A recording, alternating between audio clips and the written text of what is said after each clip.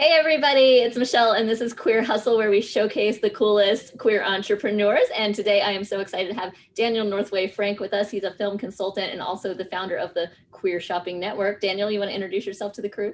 Hey, everybody out there. I'm Daniel. I'm calling from a car because it's the only quiet place in my life right now, it would appear.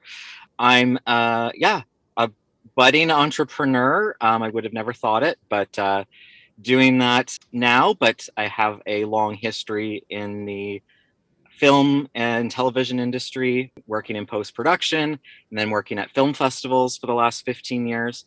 The last one being an Indigenous focused film and media arts festival.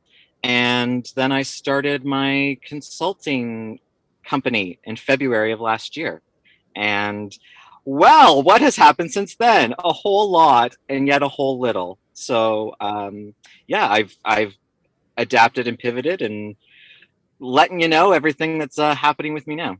Well, awesome timing on starting a business. Congrats on taking the leap right into the pandemic year. That's great. Don't downplay your experience. So you worked at the Toronto International Film Festival. I mean, you're a big deal. What made Uh, you feel like it was a time to stop doing that and start doing your own film consulting? Tell us what film consulting even is.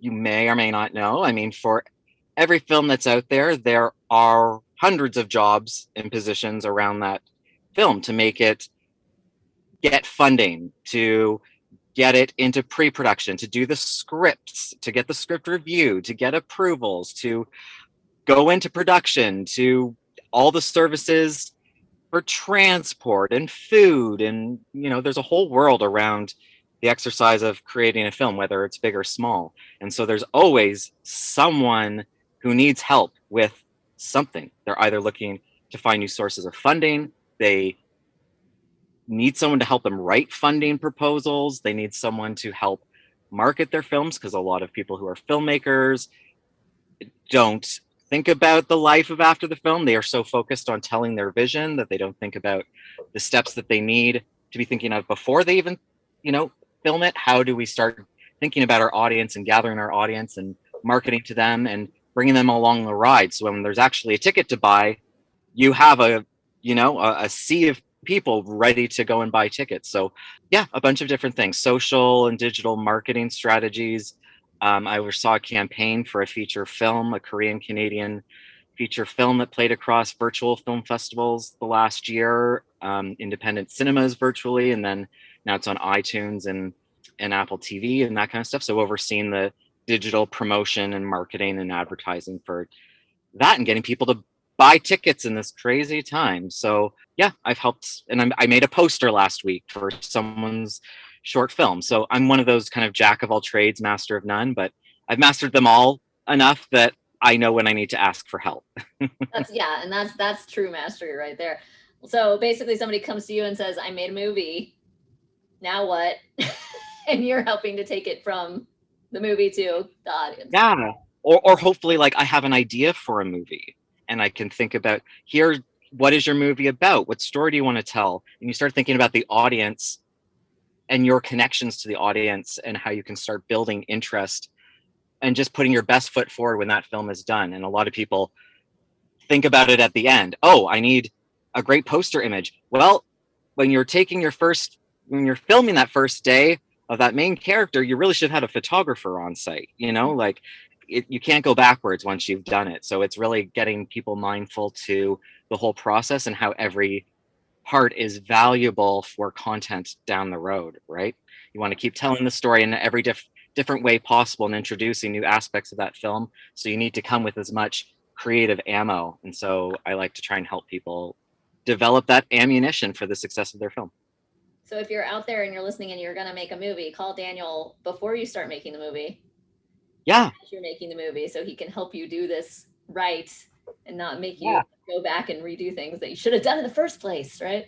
Yeah. I'm happy. I'm really happy to give advice. And if it wants to become something more serious, that's great. But I have lots of experience with kind of marginalized, whether it's ethnicity or gender. That's kind of my specialty. So happy to help.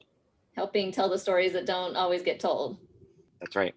Love that. Now I'm going to pivot the conversation because I want to know about the Queer Shopping Network very much. And I will tell you that I have been trying to get somebody. Okay, so in my role as a trainer, basically of business, I get to have all kinds of ideas and give them away to other people because I can't do all the ideas I have. And I've been trying to get somebody to do some kind of, you know, Craigslist for queer folks or some kind of aggregator for queer services, or, you know, a queer kind. And you know, it's obviously a very daunting project, and so it hasn't really gotten, I haven't gotten anybody to take it on. But Queer Shopping Network sounds promising. Tell us about it. What is it? How does it work?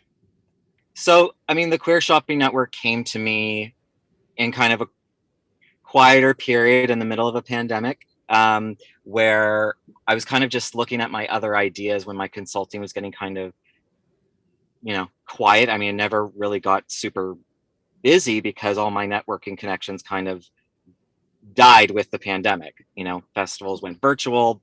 It means that you can do these schmoozing things that I really excel at. So I, you know, didn't have as many opportunities as I had hoped to. So, you know, I kind of looked at like, what are my other spheres of communities that I have, and how can I take some of my skills of, you know, getting funding, building partnerships, doing initiatives, projects, activating them, and in a kind of multitasking kind of way. I like to have like 20 balls in the air and I juggle them as best I can.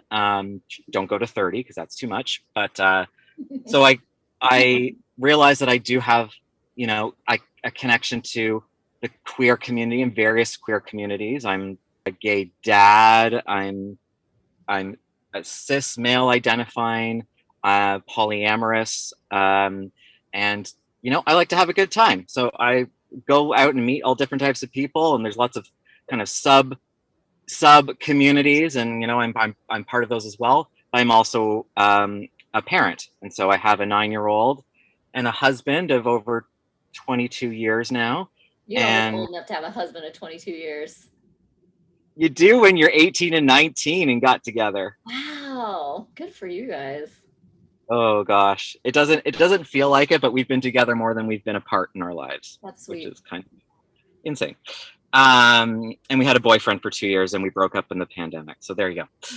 So I was looking at these spheres of being in the queer community, being in the queer parenting community. Toronto, Ontario, which is where I'm from, has I think per capita more gay families than or queer families than I've ever heard of, because we just have just great government policies and resources and supports and mechanisms, and I've been through all of that. And yeah, I kind of had a light bulb moment in November, no, in early December, when on the Facebook groups of queer parenting or gay fathers, these groups have, you know, upwards of 15,000 people on them who are talking about and discussing life, you know, whether it's them trying to find, you know, looking to start their families, whether they're dealing with their 2-year-old who won't potty train, and whether they're dealing with, you know, their own kids coming out. It's just a whole spectrum of issues and and conversations, and it's just extremely engaged group. I've never seen so many comments and likes and shares and all that kind of stuff. So around the holidays, what do families like to do? They like to send out their holiday Christmas cards or send out their virtual Christmas cards, which is a picture of them and their families, the Right. beautiful tree, the beautiful house. But I noticed that gay dads were all posting pictures and selfies, because gay men just love to take pictures of themselves already. But now that they have families, they are inviting people into their homes and their world with, I noticed, coordinated pajamas and coordinated outfits. Yeah. Everyone dressed the same, their pets having something. So this was the spark where I realized, in this one group, there are 11,000 members, and I am seeing pages of people in their coordinated outfits. What is the buying power simply of gay fathers buying coordinated outfits from wherever they're going to buy it for? Kmart, Saks, I don't know, whatever level you want to get involved in. Mm. And I thought, what if they knew that they could buy something of comparable value and quality, but buy it from another gay dad. And so this kind of idea for pajamas was the spark. And I thought, this is just one slice of the spectrum of all the different type of queer individuals there are, even just queer parenting. Open that up, but open it up to gay uncles. We call them gunkles, you know, like, and people know that. Oh, I'm a gunkle to my nieces, blah, blah, blah. So open that up, and then open up to the world of products that are out there, in the world of businesses and queer businesses, where we know there are, in Canada, 140,000 LGBTQ plus owned businesses and over 1.5 million in the States, that there is a buying power that has not been harnessed yet. There is like through products. So the idea of the Queer Shopping Network is to harness the buying power and the influence that we have as a demographic or demographics to support our own creators, our own, you know, products, and also to support queer positive corporations that are doing that work with their products and showcasing their products with marketing and communications that's showing the diversity of their clientele.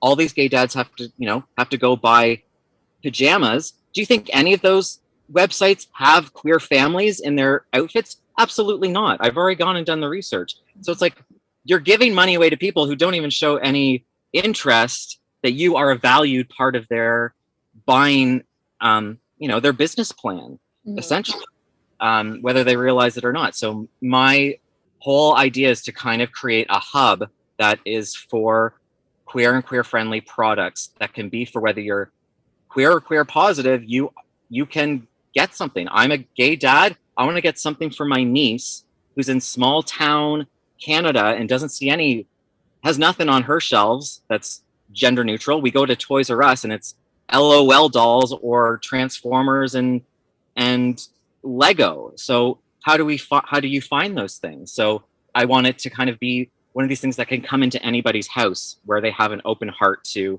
experience and normalize queer products and queer demographic ideas, essentially.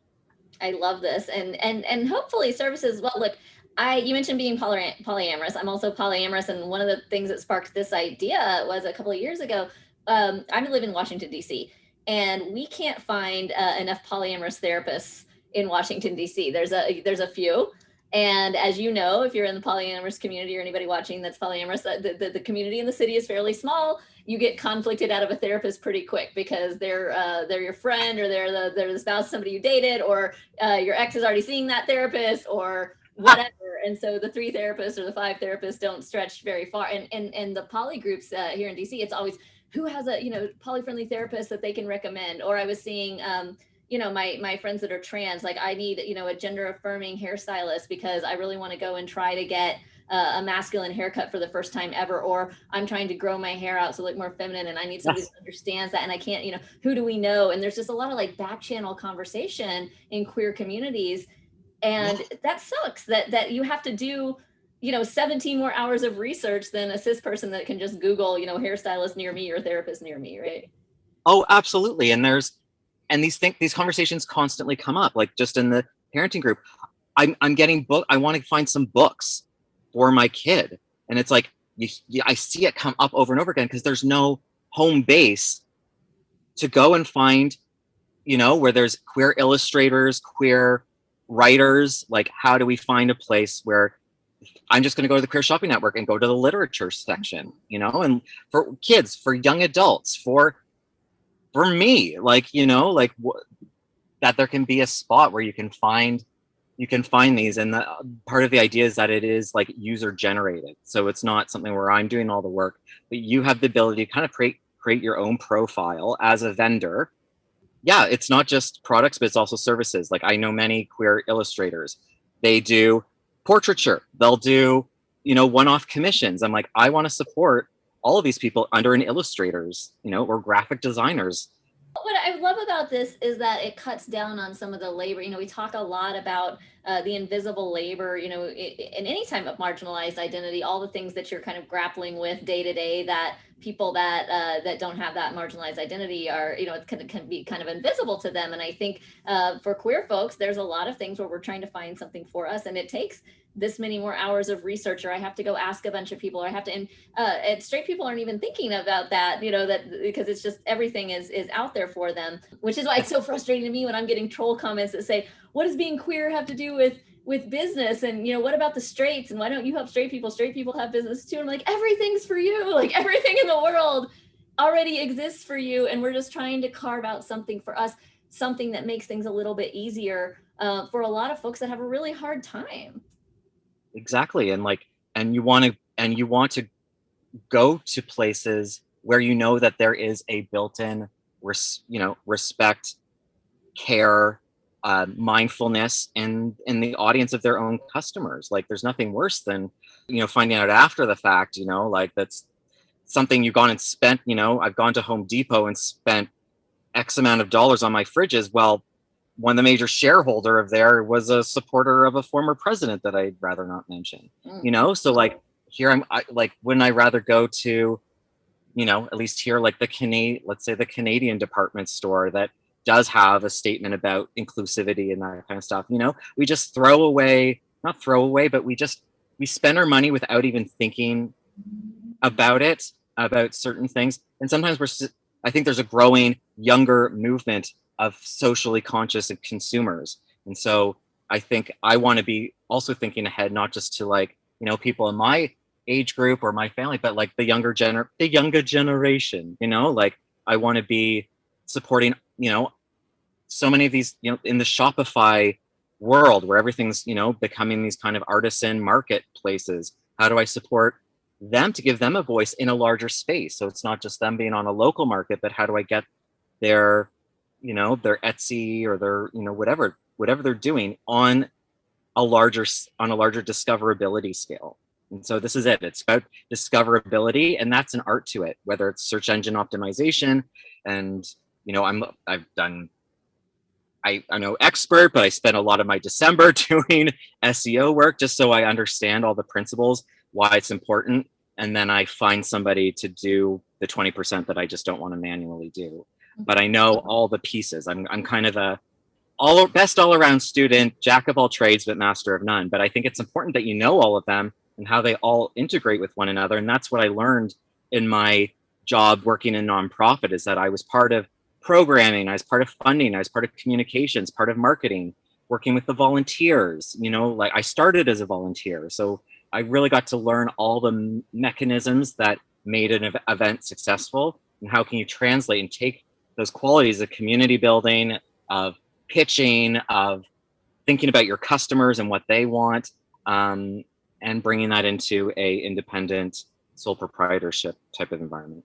Well, look, I think that's what makes a fantastic entrepreneur, is somebody who's driven to achieve an outcome, somebody who is a little bit curious about a lot of things, and somebody who knows when to hire somebody smarter than them to execute on one of those things or all of those things eventually, and hopefully in somewhat of the right order, right? So. Yeah, well, I mean, that's where I'm at right now, where my order is, I think I know the order, and I know I'm going to need these people, but I also need to put in enough time that I have a financial foundation before I start to go hire someone for $600 a month to do this thing when I'm not making, you know, let's say $600 a month at minimum. Like, you know, I have to make sure I'm putting in my work to build the system that can support expanding, not even expanding it, just having a minimum viable product. Mm-hmm. So, you know, that's where I'm at right now. You know, things are still going along well in the film consulting. I've had a really great, you know, opportunity come up recently, and I'm hoping that will actually fuel my investment into the Queer Shopping Network. So I'm, you know, just finished my business plan last week, but I got my shop up and going in February, just to kind of catch the Valentine's love, the family love type of thing, and, you know, have my own. I don't like saying my own product line, because it was really just me creating graphically fun things that are kind of universal, that any queer friendly person would be interested in having, which I didn't see had existed. And so pajamas, hey, look out, November, here come the pajama line. I'm working with a queer illustrator to kind of make the designs, and or a couple of them. So we have ones that are more kind of kid friendly, more some that are kind of like 1950s Palm Springs styled, kind of, just trying to think of different types of consumers and how I can market to them. But you need to know, when to take that next step. When do I need to find someone just to deal with my social media? Because I'm so exhausted trying to come up with, even I can't even get to the 2-week plan that Founder Magazine's Instagram dominance course that I'm taking tells you need to do every Monday. I'm like, I did it the first week, but I'm too tired to do it the next Monday. I need great, I gave myself 2 weeks, but now I'm back to that again, and I just really need someone to pick that up. So I'm sitting here, and, as kind of a meta entrepreneur, a serial entrepreneur for 20 years, somebody who trains entrepreneurs, somebody who, writes and speaks on entrepreneurship. And I'm feeling a little jealous because you're in that phase that I love so much, that very beginning where you get to try stuff and, and just kind of scrap it out and learn a little bit about everything. And that's it's stressful, but that's also the sauce. For people that are really, truly entrepreneurs, that's the addictive part.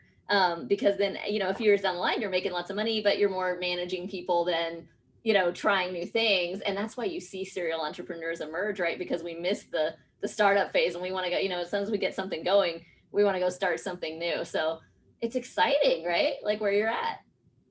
Yeah, I mean, it's exciting for me, and you're talking about things that I'm not even at yet. So I'm like, oh, okay, so I'm going to start managing people. I'm going to start making money. Oh, okay, great. You will.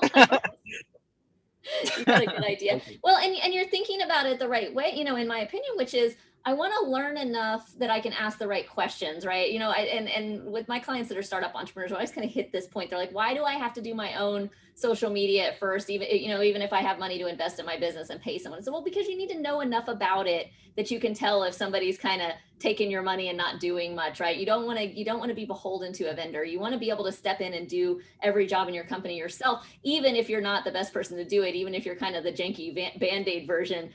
You don't want to be beholden to operations stopping because there's somebody out here who can't do the job. You need to be able to do it, right? Absolutely. And I think, not everyone has an understanding of that. I know I do, because I had to work. That's the benefit of working at an organization that was big but small. And I've had to, if you don't think that you have to carry boxes because it's beneath you, you have to carry boxes because that is how you get the job done. And then you have to think about your forecast of your funding and how you're going to pay your employees later. Like you have to know all of those components. And then just through my life experience, I've been able to, I think that's been a huge benefit, where I've been able to take away those learning practices, see how they've worked and see how we failed, and make sure when I bring it to my own business that I have my best practices. Even if it's nonprofit, you're still trying to make at least cover your butt, no matter what. There's no free money, so everything has to have an outcome. Everyone has an investor or a sponsor. There's always strings attached to every type of investment, and you just, you need to know how to think about customers, whether it's nonprofit or for profit. So this is new for me. Like I don't know where things will be. I have these lovely business projections, but I'm hoping that I kind of have a three-pronged approach where, if one isn't going well, I have two other kind of mechanisms to generate revenue that I hope will work out. And I had a really great meeting with an organization called rainbowconnect.ca here that started up at the end of the year, that's like kind of doing some of the same things, but also not. So it was a very kind of honest conversation about how can we not be competition where maybe 20% of our work overlaps, but 80% of it doesn't. And we both have expertise in different areas. So how do we grow stronger when our mission is to support queer-friendly, for me, it's products, for them, it's businesses and associations. How do we work together to bring our best things together and make life a little bit easier for us? And also you get a bit of cred, I guess, a little bit when you're able to say, we've partnered with this promotional company. We've partnered with this national business directory. I think there's a lot of, in the world of like business is competition, I think business is about collaboration. And especially when you're marginalized, you need to band together to realize dreams, because we're all, historically, underfunded, under-resourced, underappreciated, ostracized, facing bigotry and all that kind of different stuff. So we have a tougher go of it, and we have, a society that is naturally not going to be inclined to choose us first. It's this collective buying power. It's this collective influence by getting everyone to buy pajamas. Like, that's a great, it sounds silly, and it sounds silly and fun, but if that can help me to support other businesses that have products that I have no interest in and they're experts on, all the more power to all of us. If we can all be successful businesses, we're all going to raise our, whatever it is, our GDP of the queer community. And I read all of these, like, we bring $90 billion of revenue or $1 trillion of revenue. And I'm like, if this is being told, why is there no connecting tissue or portal to be harnessing all of this buying power? Like, I see little flickers of it here and there, but I just don't think it's been done like on an enterprise level. And I want to do it. I think you're going to. I think we're all witnessing the start of something. We're going to be glad we got to talk to you when you were, before you got too famous to talk to any of us. I love this because, as queer folks have always leaned on community as chosen family, have always, banded together to support each other. And now that we're all working to sort of create this queer economy where, we call it queering capitalism sometimes, to lift each other up and create our own, make for ourselves what nobody else is giving to us. You're right. We have this advantage because we're used to working together. We're used to banding together in community. There's this element of collaboration. Capitalism as a word has such negative connotations about, cold competition. And that's not what we're doing here. We are working together. There's that kind of competitive concept that we get from nonprofits that comes into this as well, and saying, hey, there's not enough of us to be fighting with each other. We need to be working together and leveraging our strengths so that everything that we do is better together than what we could have done individually. And that's beautiful. And for people that are not in our community that might be watching this, you should pay attention to this because we're coming up fast. Yeah. Oh, absolutely. Like, I just think of like the things that were accomplished, the audiences and the engagement and the impact that things that I've done in the past could only have happened if we didn't all collectively contribute a part to it. I remember getting emotional at one of the like opening ceremonies of the festival where I spoke and I said, I know you're like, congratulations on this great event. And like, I can't believe how you do it. I said, it's not just how we do it. It's how we are all one piece. We are all 1% of that 100% to make it happen.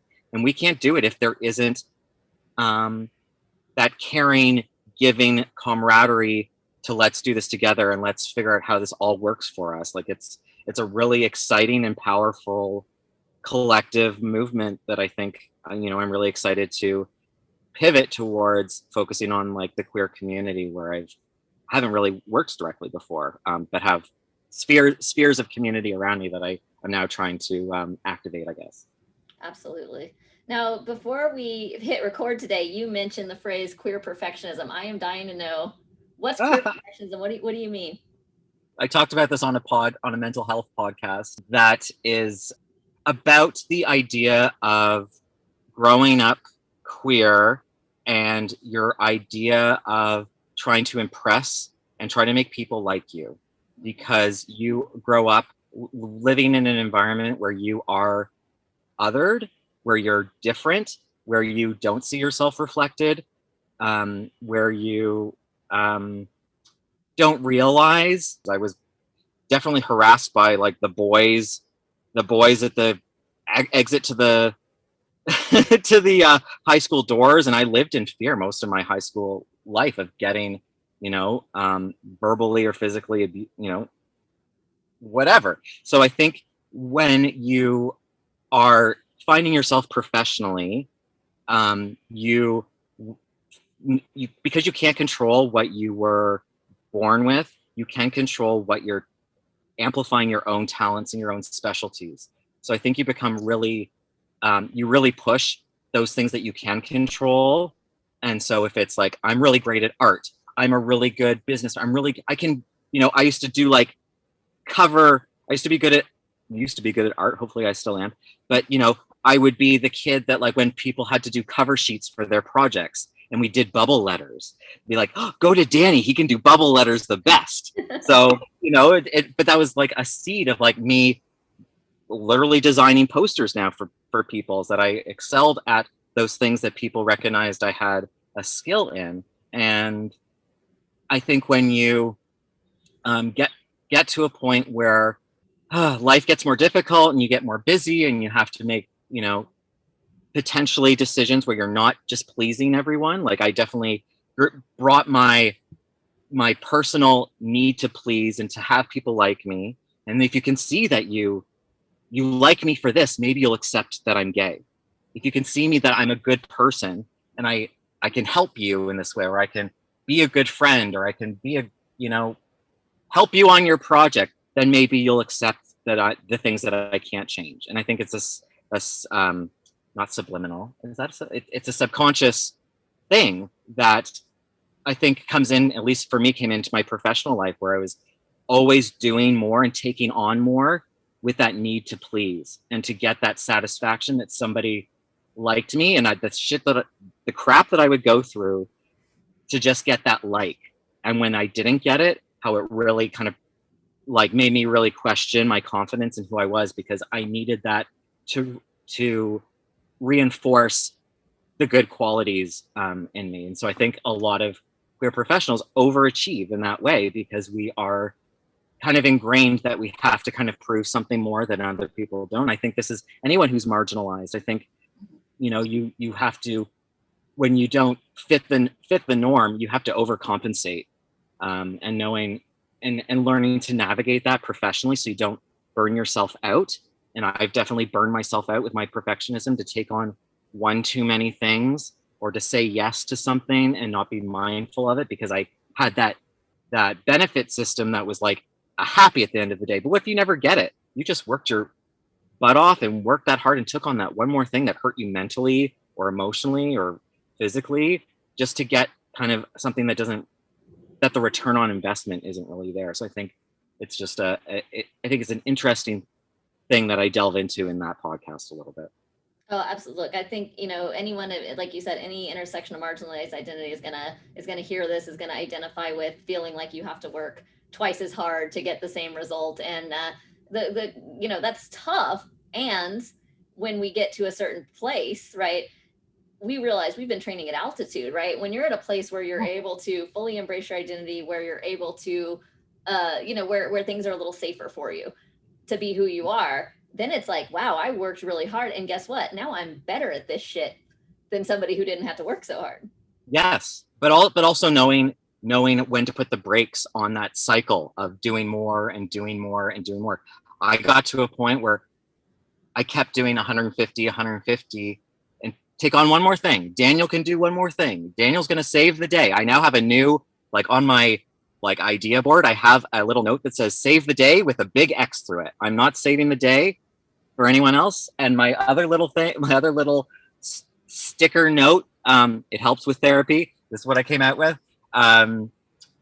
This is what I can do for you. Mm-hmm. So I put my own mindful breaks before I take on that one more thing, and evaluating what am I doing it for? Am I doing it to progress my career? Am I doing it because I want to be liked by this person? This person is like, I think that they're above me and I want to impress them so that way I can get some other job, but I'm willing to go through hell to get it because the job isn't actually something that I really care about. I've had to kind of learn how to mindfully not jump on the bandwagon without being these things. Am I saving the day and I want that young little boy praise, or am I doing it because it's actually strategically a good decision for me, and the return and of my time and emotional energy and psychology is all of benefit to me at the end and not just to them. Absolutely. Always examining that why, very important. Daniel Northway Frank, founder of Queer Shopping Network, we're so excited to have had you on. Thank you so much for joining us today, so we can say that we knew you win when this whole thing blows up, because I know it's going to. Appreciate you being on with us today. No problem. And I hope anybody who has a queer product or business, they are welcome to, email me at queershoppingnetwork@gmail.com or dnf@queershoppingnetwork.com. because I want them to be on the platform. Let's get on the platform. I'm going to go get on the platform. Everybody else go get on the platform. Thanks so much for being with us. And everybody else, we'll see you next time. Bye.